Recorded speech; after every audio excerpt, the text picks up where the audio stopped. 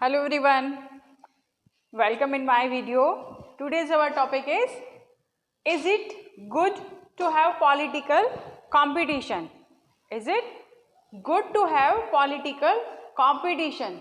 कि जो political competition है वो अच्छा है या नहीं है, और है तो क्यों है। इससे प्रीवियस वीडियो में हमने इलेक्शन और इलेक्शन की ज़रूरत क्यों होती है, why do we need election, ये टॉपिक हम कर चुके हैं कि इलेक्शन क्या है, इलेक्शन की ज़रूरत क्यों होती है, और वो कौन सी चीज़ें हैं जो किसी भी इलेक्शन को एक डेमोक्रेटिक इलेक्शन बनाती हैं।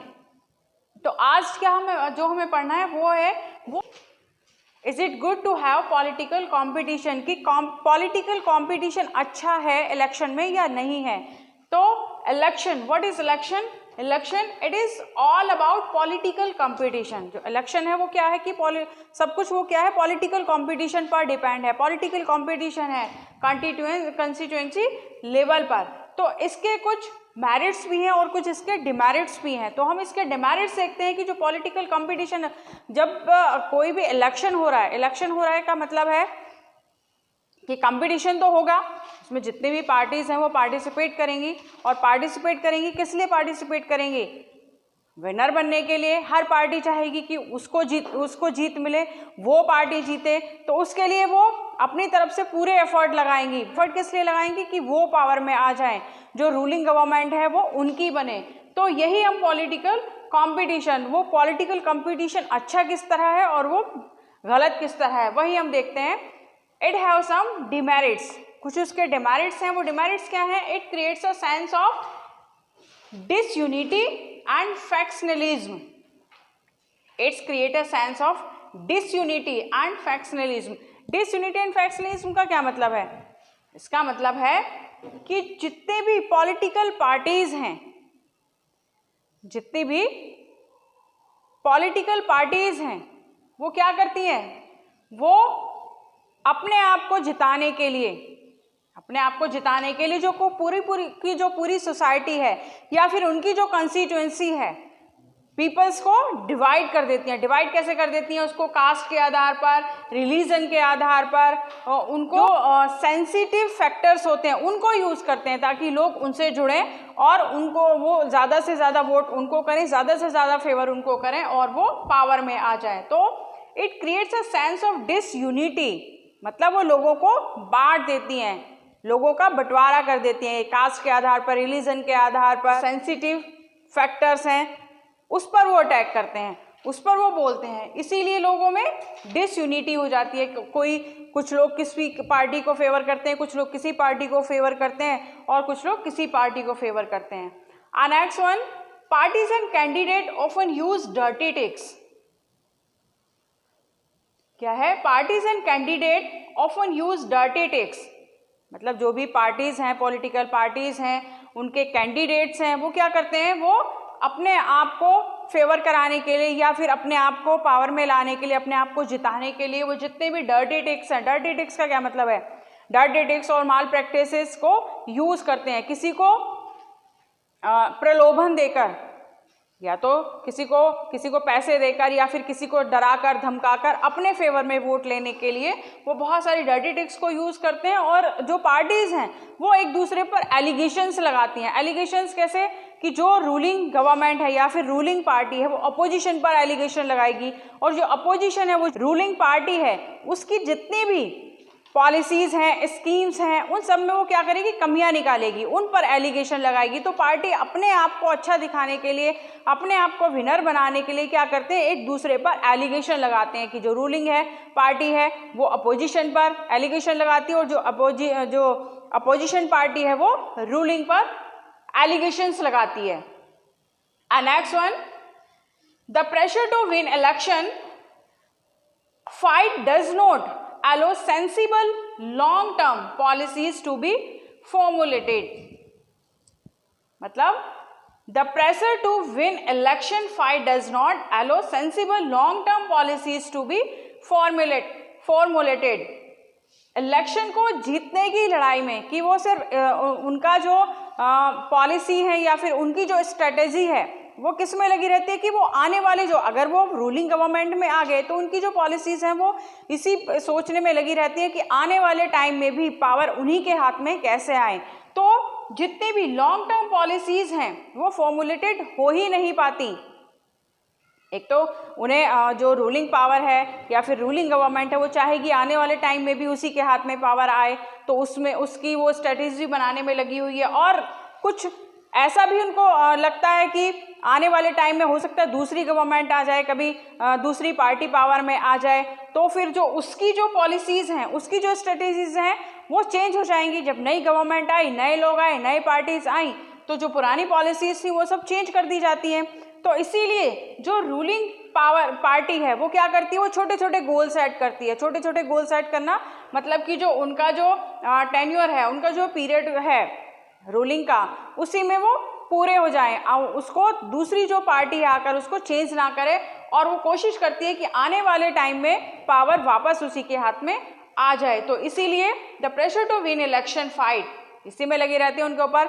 ये भी प्रेशर होता है कि आने वाले टाइम में उन्हें इलेक्शन जीतना है, तो जो लॉन्ग टर्म पॉलिसीज़ हैं जो लंबे टाइम तक काम करें, इस तरह की पॉलिसीज़ फॉर्म हो ही नहीं पाती हैं। And next one, some good people who have wished to serve the country do not enter this arena। मतलब कुछ अच्छे लोग जो चाहते हैं, क्या चाहते हैं, टू सर्व द कंट्री, जो कंट्री को वाकई में सर्व करना चाहते हैं, उसको कुछ देना चाहते हैं, वो इस एराना में एंटर ही नहीं कर पाते। क्यों नहीं एंटर कर पाते? क्योंकि यहाँ पर बहुत ज़्यादा जो डर्टी टिक्स हैं उनको यूज़ किया जाता है, बहुत ज़्यादा कंपटीशन है, कंपटीशन का एक दूसरी पार्टी पर एलिगेशंस लगाए जाते हैं, पोजीशन पर एलिगेशंस लगाए जाते हैं। तो वो लोग, उनका मानना है कि अगर वो पॉलिटिक्स में आ जाते हैं, बहुत सारे जो सोशल एक्टिविस्ट हैं वो चाहते हैं कि वो कंट्री के लिए कुछ करें, लेकिन वो इस एरिया में, इस रीजन में पॉलिटिकल कंपटीशन में उतरना नहीं चाहते हैं। और उसका रीज़न यही है कि उनका मानना है कि अगर पॉलिटिकल कंपटीशन में जा रहे हो तो फिर बहुत सारे डर्टी टिक्स को यूज़ करना पड़ेगा जीतने के लिए, अपने को जिताने के लिए लोगों को से झूठ बोलने पड़ेंगे, बहुत सारी माल प्रैक्टिसेस करनी पड़ेंगी। तो इसीलिए वो इस एरिया में, इस एराना में आना ही नहीं चाहते। बहुत सारे डिमेरिट्स हैं, बहुत सारे डिमेरिट्स हैं इसके। And many times political parties announce non visible scheme to lure the voters. इसका क्या मतलब है? इसका मतलब है कि कभी कभी ऐसा होता है कि जो पॉलिटिकल पार्टीज हैं वो सिर्फ और सिर्फ जो वोटर्स हैं उनको लुभाने के लिए बहुत सारी स्कीम को इंट्रोड्यूस कराती हैं उनके सामने। जब पॉलिटिकल कैंपेनिंग होता है तो उसमें वो बताते हैं लोगों की, हम आप, अगर आप हमें पॉलिटिकल है तो हम आपके लिए ये करेंगे, हम आपके लिए वो करेंगे। तो बहुत सारी ऐसी जो नॉन विजिबल स्कीम्स हैं वो सिर्फ और सिर्फ वोटर्स को लुभाने के लिए उनको इंट्रोड्यूस कराया जाता है, उनको मिसगाइड किया जाता है। अब हमने इसके डिमेरिट्स देख लिए कि पॉलिटिकल कंपटीशन को हम अच्छा भी मानते हैं कि कंपटीशन का क्या मतलब है। कंपटीशन का मतलब है कि हम अच्छा करने की कोशिश करेंगे। जैसे अगर क्लास में एक स्टूडेंट है तो उसका किसी के साथ कंपटीशन ही नहीं होगा, उसके जितने परसेंट भी नंबर आ रहे हैं तो वो तो फर्स्ट हो गया। लेकिन कंपटीशन का मतलब है कि जितने भी स्टूडेंट हैं वो अच्छा करने की कोशिश करेंगे, वो आगे आने की कोशिश करेंगे। तो यहाँ पर हमने डिमेरिट्स देखे कि एक पार्टी से दूसरी पार्टी आगे निकलने की होड़ में, आगे निकलने के चक्कर में क्या करती है, बहुत सारी गलत प्रैक्टिसेस को यूज़ करती है कि ताकि वो रूलिंग में आ जाए। अब आप कहेंगे कि जो हमारे कॉन्स्टिट्यूशन मेकर्स है या फिर पॉलिटिकल लीडर्स है, जब उन्होंने ये प्रोविज़न रखा कॉन्स्टिट्यूशन में तो क्या उनको नहीं पता था कि जो कंपटीशन आप डाल रहे हैं या फिर जो फ्री कंपटीशन इलेक्शन डाल रहे हैं उसमें ये सारी चीज़ें होंगी? तो ऑफकोर्स उनको पता था, फिर भी उन्होंने ये चीज़ें उसमें डाली, फिर भी उन्होंने इसको उसमें डाला। क्यों डाला? Motivation for political leaders to work to serve the people, लोगों को मोटिवेट करने के लिए ये प्रोविज़न डाला कि जितनी भी पार्टीज़ हैं, अगर वो जो भी पार्टी रूलिंग में आ रही है तो वो चाहेगी कि आने वाले टाइम में भी वही रूलिंग में रहे, तो वो क्या करेगी, वो लोगों के वेलफेयर में वर्क करेगी, लोगों की प्रॉब्लम से रिलेटेड पॉलिसीज़ और स्कीम्स को बनाएगी ताकि लोग अट्रैक्ट हो, उनकी पॉलिसी से अट्रैक्ट हो और लोगों को उससे फायदा हो और आने वाले टाइम में भी लोग उसको सपोर्ट करें। तो this one next important issues are raise.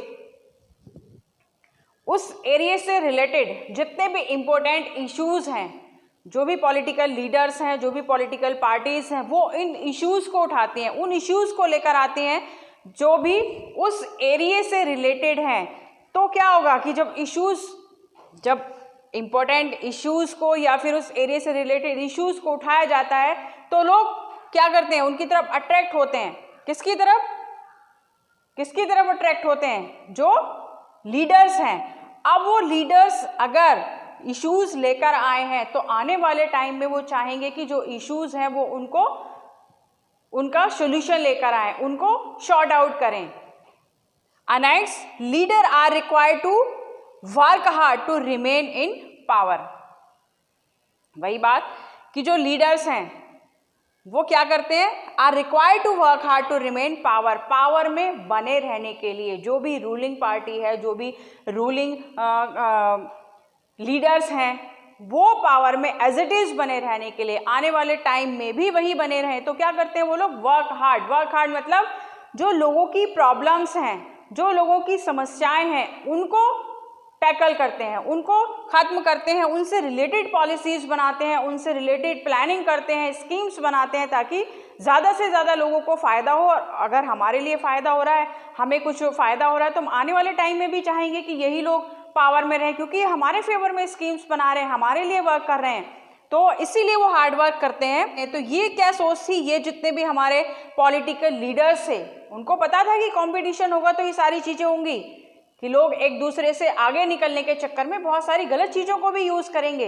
लेकिन उन्हें ये भी पता था कि वो एक दूसरे से मोटिवेट होंगे और मोटिवेट होकर क्या करेंगे, वो लोगों के फेवर में वर्क करेंगे और पॉलिटिकल पार्टीज में या फिर रूलिंग में बने रहने के लिए वो लोगों के फेवर में स्कीम्स बनाएंगे।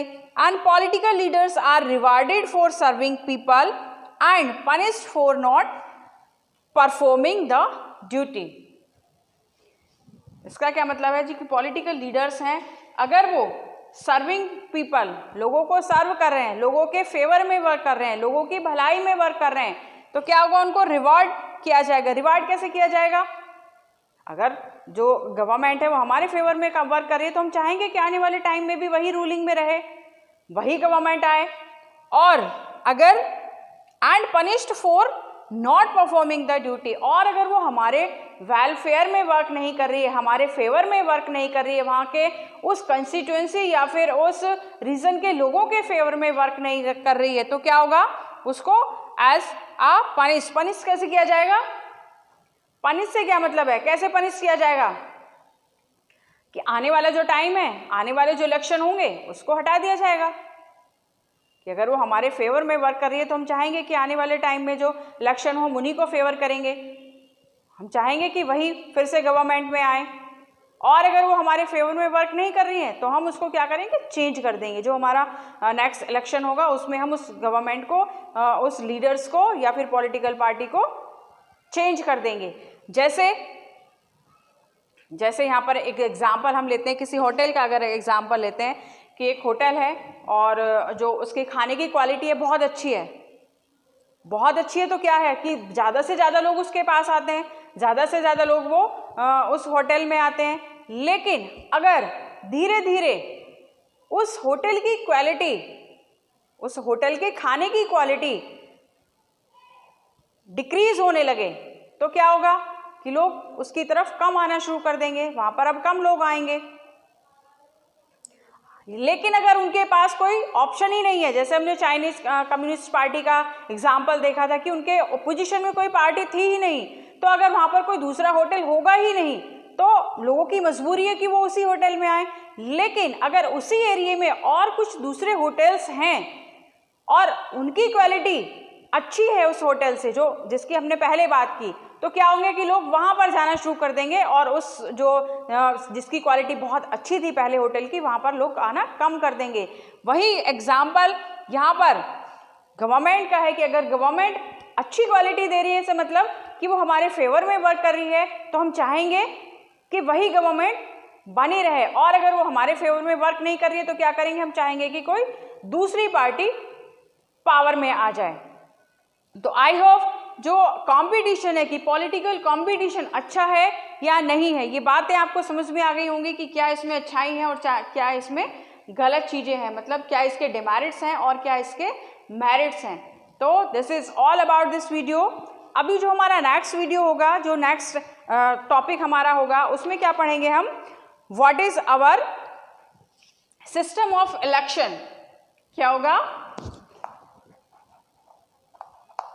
what is our system of election।